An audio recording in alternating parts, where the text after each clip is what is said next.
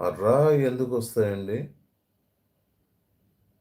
బాగున్నారా అని అడుగుతున్నారు. హాయ్, హలో, నమస్తే అండి. ఎలా ఉన్నారు? బాగున్నారా? అని నేను అడుగుతాను. సో, మధ్యలో రాలు, గీలు ఎందుకొస్తాయండి?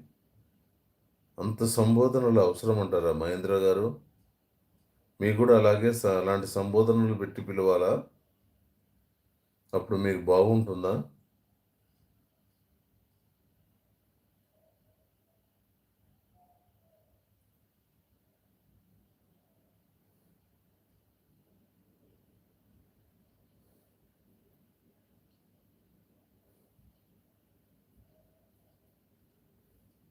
నేను అను. నేను